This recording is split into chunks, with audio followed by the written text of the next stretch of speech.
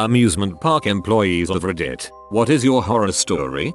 I operated a few different roller coasters during my fun-filled summers at this amusement park, but most of my horror stories come from one ride in particular. The train was one of the ones that you had to step into, with a lap bar restraint. On one particular day, it was over 100 and the ride had been running as usual for most of the morning. As we were loading the train, a guest came up to me to say that there was an awful smell coming from the front car, and my stomach immediately dropped. Usually with these types of complaints, we'd find that the previous rider had won too many slushies before riding and had lost their lunch. Gross. But we were used to cleaning that kind of stuff. I started approaching the front car and immediately called for my co-worker to direct everyone out of the train and back into the line, and to call our supervisor to close the ride. Instead of a normal puke situation, I found a greenish brown liquid spread all throughout the front car, from the seat down to the floor. Whoever was the last person to ride the ride had shat all over themselves and hadn't bothered to tell anyone about it.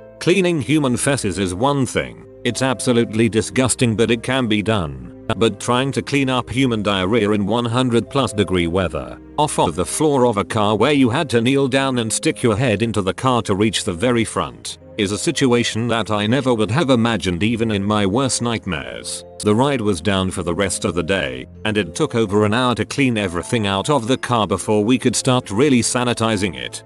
I would have just burned it.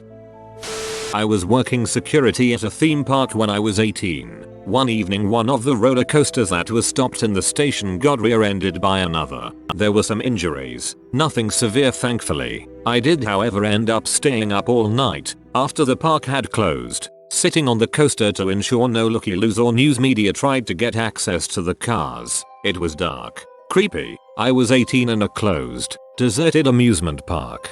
Oh, it's not like crazy hobos are going to get you in the middle of the night. The raccoons on the other hand. A few years ago, a smallish theme park in my state made some kind of mistake when chlorinating the wave pools and made a bunch of chlorine gas, and 26 people had to be taken to the hospital. Holy frick, chlorine ain't nothing to frick around with. I was a caricature artist for Six Flags, and one day a dad and his son came up and wanted a drawing of the two of them. Now the way caricature pricing worked was we would charge per person in the drawing. The father and son wanted a simple black and white headshot of the two of them, and a black and white headshot was $10. So for the two of them it would be $20, before tax. I very clearly explained this to them, asking several times, "Are you okay with the ending price?" and they excitedly accepted. Fast forward to me ringing them up at the register, and I tell them the total, 24 something. The father's happy and friendly demeanor quickly dissipates, and he begins arguing with me about pricing. I calmly explain the situation with pricing and apologize if I wasn't clear enough, and gently remind him that he understood and agreed, otherwise I wouldn't have done the drawing. Big mistake. He gets angrier and starts yelling at me, cursing me out for lying and overcharging them to put a few more coins in my pocket. He accuses me of preying on parents and their children, thinking I can take advantage of them because they're stupid suckers. He tries to take the drawing without paying, and when I hold it back and tell him he can't, he throws a $10 bill at me and snarls that that's all he's going to pay, that I'm worthless and my drawing isn't even good and doesn't deserve any more than that. I'm really upset at this point, and hand him the drawing wishing him a good day. "Frick you," he yells in response. The whole time his son is standing there, looking embarrassed and terrified. The dad proceeds to pace back and forth in front of my stand, alternating between coming back to the counter and yelling at me and chasing customers away, screaming at them about how I'm stealing money and how the stand is a huge frickin' ripoff. Thankfully his charade lasted all of 20 minutes and police finally got him out of there. Left me pretty shaken though. I had to take my break early and cried over my lunch. Should have torn the picture in two. One of my supervisors got fired for shooting up in the supplies closet, then taking a golf cart and accidentally running over a child. He was rehired after he went to rehab and then tried to sell drugs to the staff every day. LOL. Accidentally running over a child. Lifeguarding at this lazy river tube pool. Basically just tell kids to get back in their tubes all day. These two guys like 30 years old are arguing in Polish or something, floating all around the lazy river. They are on lap 2 or 3 of arguing and really going at it. One of them pulls a knife out of his trunks and stabs the other guy's tube. He walked around to the end with his pop tube while guy with the knife proceeds to just hop all the different fences to get outside the park and is not seen again. Many moons ago I was an assistant director of training security at a park known for its cartoon mice. While doing the walk around the park with a group of new hires I got a call about a possible indecent exposure incident at Fantasyland. Knowing that was the most popular place for children in the park, so much more than Toontown, I rushed the new hires through the backstage area to cut travel time. While we were backstage behind the Small World ride, one of my trainees pointed out someone dropping their pants and leaning against the building. Before we had a chance to close the distance between us and the guy, a blast of brownish yellow liquid exploded outwards in a fan pattern. I stopped the group, got on the radio and informed them of the bio incident, then slowly made my way to the guy. When I was about 10 feet from him he looked up, smiled, then blasted the wall again. Without a word he pulled up his pants and started to walk away. His pants were soaked with liquid crap and pee. Before he was able to leave the area, Anaheim police apprehended him.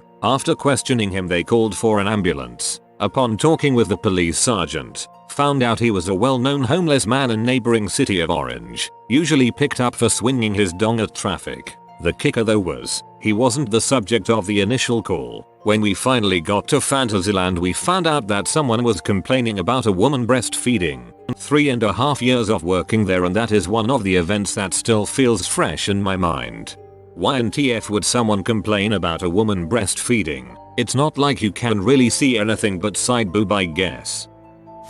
Nothing scary ever really happened at the rides I worked, but the worst thing was telling people they were too large to ride. It was always pretty awkward and some people just didn't understand you could not ride the ride if you couldn't buckle the seatbelt. This is what caused my husband and my best friend to lose weight. Both of them had a heartbreaking experience of being told that they couldn't ride any of the rides in a park because of their size. So Six Flags has a lot of really dumb rules for their employees, which causes there to be a crazy high turnover rate. That, on top of the fact that on this particular day it happened to be the hottest day of the summer in New England, meant that after having only worked there for 2.5 weeks I was the most senior person in my department of Kidsopolis. This means I have to run the whole operations schedule for my department and tell everybody where to go and what to do all day. Keep in mind I don't even know half of these people's names. On top of that nobody knows how to operate the freaking Zoom jets. So my supervisor grabs me first thing in the morning and tells me he's going to teach me how to operate this ride. Things are going alright when about halfway through this training my supervisor passes out because it's like 110 degrees. So now I'm supposed to be leading this department full of people I do not know, while operating a ride I do not know how to operate, and if I have any questions then I have no one to ask because my supervisor is unconscious somewhere. Meanwhile I'm getting calls and someone's like, hey, so Sally passed out in the splish splash zone, and I'm just like, who the frick is Sally? Julia's calling me and telling me she's feeling dehydrated and needs to go on break, and I'm like, listen, I've got Julio trying to operate the crazy cups and the wacky wagons at the same time. What makes you think we have enough staff to let you go on break? Fast forward to the end of the day, I've had 3 people faint because of the heat. I still don't know most of my co-workers' names, but I did get yelled at in Spanish over the phone a lot. And because I felt bad that nobody got enough time on break, I told everyone they could go home and I'd sweep up the department on my own. I got pretty good at the Zoom jets though. Best part. Used to work at an amusement park that had a section featuring actors dressed as characters from a certain family-friendly show. The actors for this area were almost exclusively teenagers and were notorious for fricking all around the dressing room, bathroom, backstage areas. This all culminated in 2 of the actors being fired for getting in a fight during a show because a certain cookie-loving monster made a sex tape with a certain Spanish-speaking monster who was dating a certain television-loving monster. Not really scary for me, but I think a few children were traumatized seeing a costume character's head ripped off during a show. Sesame Street After Dark. Next week, you won't believe what Big Bird was up to behind Mr. Hooper's store. TVMA. Viewer discretion advised. I once had to height check a girl who was both mentally and physically disabled. This is just as they're about to get on the ride too, as someone else previously didn't bother to check her height to begin with. So I politely ask her and her carer to come and check her height after lots of no. No S. And as luck would have it, she wasn't tall enough, of course. She didn't take it well and started screaming saying she's going to ride no matter what, and after leaving to let the carer tell her to get out, she finally left her seat after about 10 minutes, which is an eternity in roller coaster time. I see her walking off. I mean, yeah, it sucks, but I'm just doing my job. I'm just relieved that she's finally going. But then as she's walking through the exit, she turns around and screams, "I hope you die." So that was nice. It was hilarious but still soul crushing at the same time. Also, it was my birthday. I quit not long after. Imagine how bad you would feel if you let a mentally and physically disabled girl ride a roller coaster and she died because she was too small to ride it safely. That wouldn't be the best birthday present.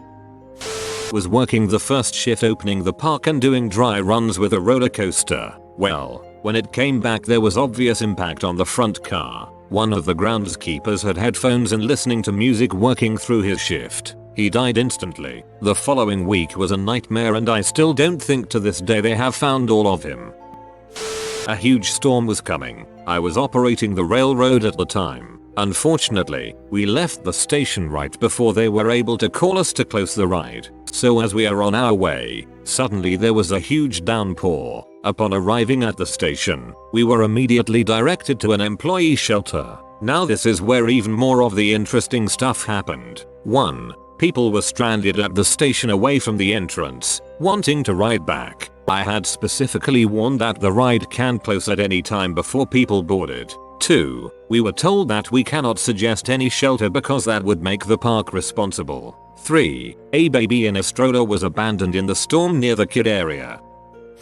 I worked on the Dueling Dragons at Universal Orlando when in college. For those who don't know, the Dueling Dragons were two separate coasters that dueled and had several near misses with each other. They were pretty unique at the time and were super fun. As you can imagine, Universal told people to empty their pockets before they rode so that their phones and crap wouldn't fly out and smack somebody on the other coaster at 60 miles per hour. Of course, many times people would ignore this because they're lazy and stupid. I was working one day when the ride shut down completely. Change had flown out of someone's pockets and hit a guy in the eye, leaving him blind in that eye. The tragic part, the guy was already blind in his other eye. Now the guy is 100% blind. They didn't duel anymore after that, and the ride was left permanently much lamer. I still feel for the poor blind guy, but the irony is comedic in a dark sort of way.